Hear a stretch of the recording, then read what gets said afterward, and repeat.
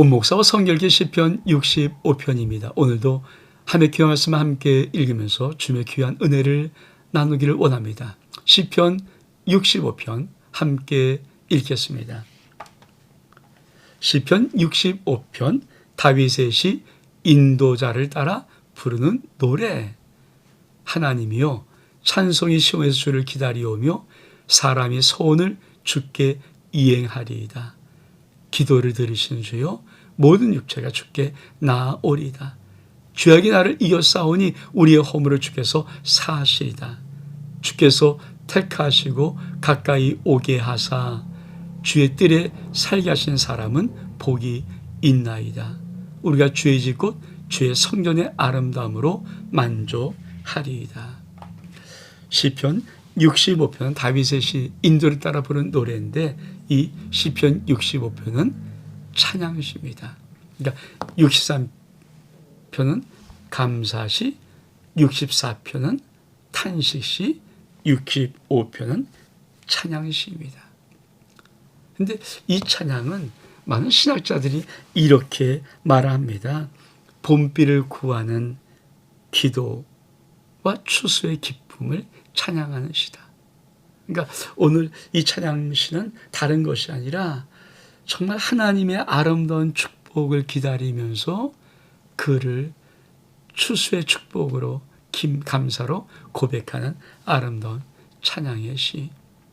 어쩌면 우리가 1년을 살아가면서 1년 초반에 우리 하나님 앞에 씨를 심어야 되니까 그 씨를 심을 수 있도록 비가 와야 되잖아요. 그러니까 묘종하려면, 그러니까 파종하려면 그거를 기다리는 그 아름다움과 그리고 이걸 통해서 하나님이 가을에 위해 주실 추수의 기쁨을 찬양하는 그런 시라고 생각해도 유사합니다. 우리 같이 한번 다시 말씀을 좀 돌아가서 볼까요? 그렇죠. 하나님이요 찬송이 시온에서 주를 기다리오며 사람이 소원을 주께 이행하리이다. 하나님을 찬송하는 아름다움, 그리고 사람은 주님 앞에 받은 바 하나님 앞에 고백했던 약속의 소원을 이행하는 축복. 여러분, 신앙의 어쩌면 가장 아름다운 모습 아닙니까? 그렇죠? 하나님 앞에 찬송이 올려가고 사람은 그 하나님 앞에 정말 감사해서 자기가 약속했던 모든 것을 지켜나가는 아름다운 언약의 관계에 있는 이 모습. 왜 이런 아름다움의 축복이 있을까요? 그렇죠. 이 고백 때문입니다. 기도를 들으시는 주여 모든 육체가 주께 나아오리이다. 여러분, 하나님은 기도를 들어주십니다. 우리가 소원 기도란 말은 의미가 뭡니까? 내가 어떤 일이 정말 해결이 되는데 내 힘으로 안 돼서 하나님이 정말 전적으로 도와주셔서 이 일을 해결할 때 내가 하나님 이렇게 하겠습니다라고 마음의 결정이 소원 아닙니까? 여러분, 그 소원을 어떻게 이해합니까? 그렇죠. 기도를 들으시는 주님이에요. 이 구절은 정말 시편 150편 중에 아름다운 글 중 하나입니다. 기도를 들으시는 주여. 저와 여러분의 모든 기도를 주님이 들으십니다. 그러므로 모든 육체가 주께 나아오리이다. 그뿐이 아니죠. 3절에 보니까 죄악이 나를 이겨 싸우니 우리의 허물을 주께서 사시리이다. 여러분, 내가 죄악이 나를 이겼어도 우리는 어떤 은혜와 축복이 있습니까? 용서함 받는, 우리의 죄를 토설하고 우리의 죄를 고백하는 순간에 하나님부터 모든 죄를 용서함 받는 심령. 여러분, 죄를 품고 있으면 뭡니까? 마음이 뜨뜻해져요. 이상해지는 거죠. 화인 맞은 양심이에요. 마음의 금강처럼 점점 단단해져 버려요. 여러분, 이게 인생들의 마음에 돌 같은 마음 되는 거거든요. 근데 죄악이 용서함 받을 때마다 부드러워져요. 여러분, 쉽게 말해서 자식이 엄마한테 아빠한테 죄를 범했어요. 아빠 뭐 용서하지 않아요. 그때 자식의 마음 점점 강팍해지죠. 용서받지 못하면 점점 강팍해지죠. 근데 아이가 잘못을 보는데 엄마 그때마다 사랑하고 용서해주면서 그를 축복해주고 위로해주고 또 안아주고 다시 옳은 길을 인도해주고 끊임없이. 그 뭡니까? 용서받은 자는 아버지 엄마를 사랑할 수 있고 인생을 멋지게 살아갈 수 있는 거예요. 그 마음을 이 다윗이 시로 표현하는 거예요. 내가 주께 죄를 범했지만 주님은 나를 사하시는 것입니다. 그러면서 뭐라고 고백합니까? 주께서 택하시고 가까이 오게 하사 주의 뜰에 살게 하시는 사람은 복이 있나이다. 우리가 주의 집 곧 주의 성전의 아름다움으로 만족하리이다. 여러분, 하나님의 집에서 복을 주시는 주님의 모습, 다윗이 그 모습을 이렇게 그립니다. 자, 주께서 택하시고 가까이 오게 하시는 누굽니까? 저와 여러분 아닙니까? 네, 주의 뜰에 살게 하시는 사람이 복이 있습니다. 어떤 복입니까? 우리가 주의 집 곧 주의 성전의 아름다움으로 만족하리이다. 여러분, 이 아름다움 속에는 모든 은혜가 담겨 있고 모든 사랑이 담겨 있고 모든 축복이 담겨 있는 완성적인 선물을 의미해요. 여러분, 우리 하나님께서 택하시고 가까이 와 이곳에서 나랑 살자는 그의 임마누엘의 축복이 있는 주의 성전에서 하나님은 당신의 가장 완전한 아름다움의 복으로 우리에게 복을 주시는 거예요. 여러분, 매주일마다 우리 주님이 오라고 부르면서 일로 와 가까이 하자. 그 성전으로 올라가는 우리들의 발걸음이 여러분 이 그림이 있다면 주님이 주의 전에서 우리에게 복 주시는 아름다움 이 주님의 모습이 우리 영혼 속에 다 바뀌어서 주님이 와라 그러는 이 주일에 그 주의 모습을 볼 수 있다면 내 영혼이 그릴 수 있다면 여러분 성전에 올 때마다 얼만큼 아름다워요. 얼만큼 기뻐요. 이게 신앙생활이에요. 신앙생활. 제 소녀 소망이가 어린이집 갔다가 오면은 이게 올 때 하루에서 저러서 웃거든요. 그 와서 안아주고 이렇게 안아줘요. 이렇게 쓰다듬어줘요. 여러분 그 아이가 그 짤막한 시간이지만 얼마나 행복하게 느낄까요? 이것이 지금 다윗이 그리고 있는 이 그림이에요. 주님은 당신의 성전에서 우리에게 가장 완벽하고 아름다운 복으로 우리에게 복 주시기를 기다리고 있는 그 모습. 그렇습니다. 다시 한번 볼까요? 주께서 택하시고 가까이 오게 하사 주의 뜰에 살게 하신 사람은 복이 있나이다. 우리가 죄 짓고 죄성의 아름다움으로 만족하리이다.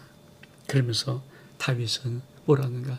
5절 우리 구원의 하나님이시여 땅의 모든 끝과 먼 바다에 있는 자가 의지할 주께서 의를 따라 오미하신 일로 우리의 응답하시리이다. 주는 주의 힘으로 산을 세우시며 권능으로 띠를 띠시며 바다의 설렘과 물결의 흔들림과 만민의 소요까지 진정하시나이다. 땅끝에 사는 자가 주의 칭조를 두려워하나이다. 주께서 아침 되는 것과 저녁 되는 것을 즐거워하게 하시며. 여러분 항상 찬양 시에는 참 놀란 나중에 보면 특징이 있는데 하나님의 우주 창조에 천지를 창조하신 하나님의 그 아름다움 위대함 찬양하는 것이 찬양 시에 참 많은 주류를 이루고 있습니다. 오늘 다윗은 이 찬양 감사 시에 다시 한번 그렇게 고백합니다. 뭐라고 고백합니까? 우리 구원의 하나님이요 땅의 모든 그 먼 바다 그렇죠? 주께 의지할 주께서 의를 따라 우리 응답하시는 분 힘으로 산을 세우시고 권능의 띠를 띄우시고 바다의 설렘 물결이 흔들린 모든 것이 진정하시는 분 이게 뭡니까? 창조주 하나님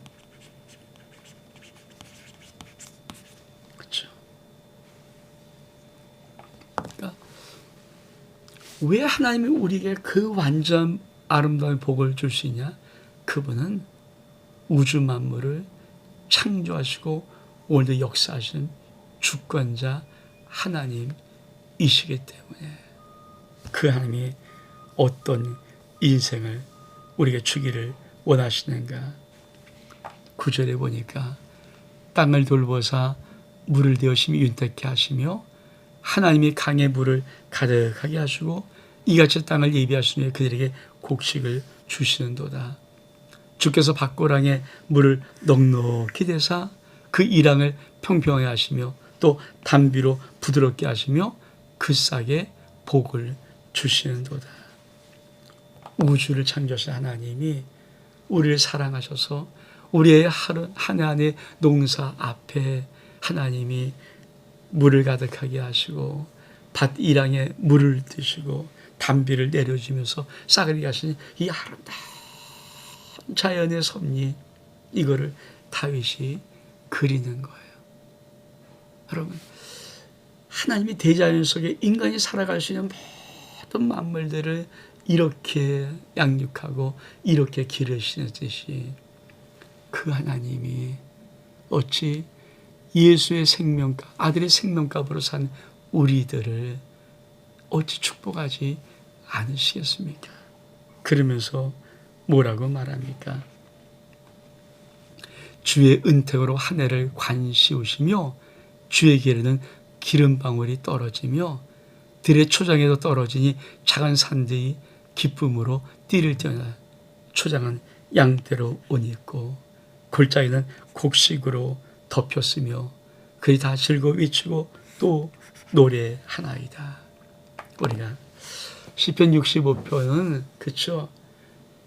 그러니까 농사 지을 때 하나님이 아름답게 단비를 내려서 축복하시고 그리고 가을에 아름다운 풍부한 열매 추수의 축복의 기쁨으로 우리에게 주시는 이것을 다윗이 하나님을 찬양하는 그 시에 담은 거거든요. 여러분, 이 말을 꼭 하죠. 주의 은택으로 한 해를 관시우시며 주의 길에는 기름방울이 떨어지냐. 항상 한 해 한 해 허튼 한 해 없습니다. 어떤 세상이 안 좋아도 불경기 한복판이에도 세상에 어떤 위기를 만나서도 주 예수 그리스도를 믿는 하나님의 자녀된 인생의 한 해 한 해는 반드시 은택으로 관을 씌우십니다. 이 말, 주의 은택으로 한 해를 관 씌우시며, 다시 말하면 한 해 주님의 은혜와 사랑으로 이렇게 한 해를 머리에다가 관 씌워준다는 거예요. 이게 믿음의 성도들이 살아가는 한 해 한 해의 마지막에 아름다운 모습입니다. 그리고 뭡니까? 주의 길에는 기름방울이 뚝뚝뚝 떨어져요. 들의 초장에 떨어지니 자연의 기쁨으로 띠를 띱니다. 여러분, 한 해가 마무리되는 모든 곳에 추수하는 아름다움이 있어서 모든 산들이, 모든 작은 산들이 다 기름이 머금고 기쁨으로 이렇게 띠를. 여러분, 내가 내 인생의 한 해를 살아가면서 하나님이 내 이 가슴에다 기쁨의 띠를 띄워주고, 내 가정에 이렇게 기쁨으로 띠를 띄워주고, 내 사업에다 기쁨의 띠를 띄워주고, 내 어떤 교회에다 기쁨의 띠를 띄워주고, 내 자녀의 모든 삶 속에 기쁨의 띠를 이렇게 띄워주는 이 축복, 이것이 주님이 우리에게 주고 싶은 한 해의 축복이어서 주의 은택으로, 주의 은혜요 관을 씌우시는 한 해의 축복. 다윗은 그래서 찬양합니다.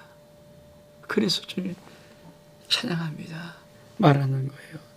그러면서 맨 마지막에 초장한 양떼로 옷 입었고 골짜기 곡식으로 덮였으며 그들이 다 즐거이 외치고 또 노래합니다.